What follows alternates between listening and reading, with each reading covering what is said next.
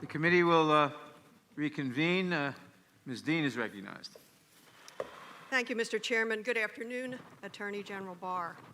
I'd like to return and discuss some different issues regarding June 1st and Lafayette Square, where, as you know, peaceful protesters had gathered over days and hours to discuss civil rights, to discuss the heinous murder of George Floyd, and to call for equality and justice.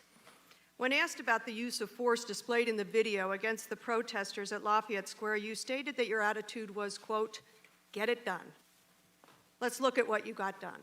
If you'll take a look at the timeline we have compiled, we see that you were spotted in Lafayette Square at 6:10 p.m. that Monday evening. The president was scheduled to speak in the Rose Garden at 6:15. The park police began to disperse protesters at roughly 6:33. President Trump started his speech at 6:43 and finished at 6:50. So by 7:01, when the president was ready to walk across the street to take a photo in front of St. John's Church, the square was cleared and ready for him to go. Am I correct? Yes. The timing is clear.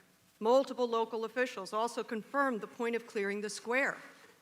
One safety official said it was as if the park police's plan to move the perimeter had been, quote, hurried up when the president needed to walk to church.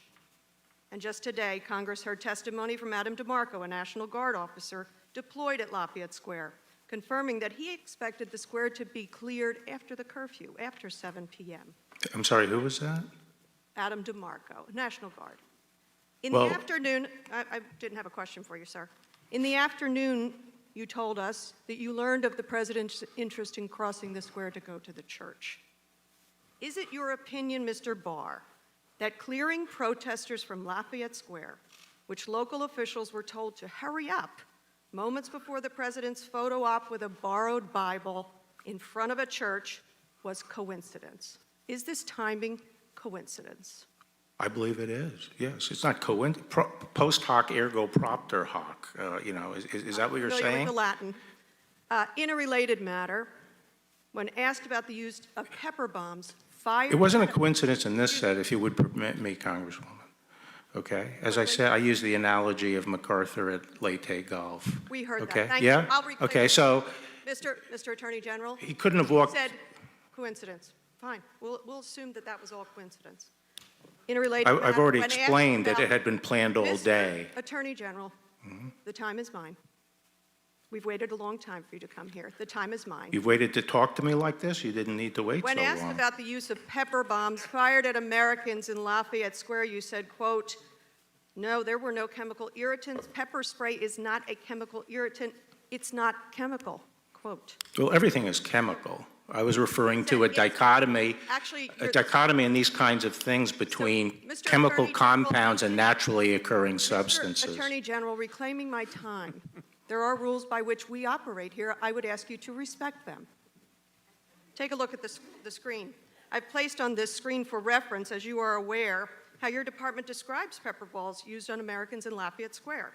A 2009 Justice report noted that the pepper ball, quote, "system's accuracy and accompanying blunt trauma impact made it an ideal chemical dispensing system."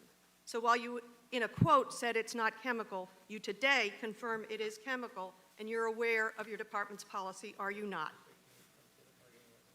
What policy? The one I've just provided to you. What does it say? What's the policy? Well, I showed it to you. Finally, whether or not you authorized it at the time, perhaps you weren't listening. I didn't see the policy. What was the policy Clearly in you weren't there? listening. Fine. Whether or not you authorized the use of pepper balls. What? I did not ask you a question yet, sir. I ask you to please refrain from interrupting me. We watched horrifying videos played across the news and social media showing that these chemical irritants were used on protesters. So yes or no, and this is a yes or no, sir, have you begun an investigation of the use of excessive force in Lafayette Square? Well, I think the IG is looking at everything related to, the anti-rioting. So the answer is yes, you are investigating. The IG is investigating it. I will hope that he does not get fired. Tragically, what happened in Lafayette Square is no longer an isolated incident. Use of chemical irritants has been used in more than 90 cities. My colleague showed you the video of the Navy vet being pepper sprayed and beaten, his bones broken. Whether or not you thought this was appropriate at the time, have you now called for law enforcement to stop using these chemical irritants on protesters? Yes or no? Pepper spray? Yes. No. No? I think it's a very important non-lethal option. For protesters? No, Sir, for rioters. That was my question, for protesters. No, for rioters. Yes. Sir, America was founded on the principles of free speech. When people resist Excuse law me. enforcement, they're not peaceful. Reclaiming my time.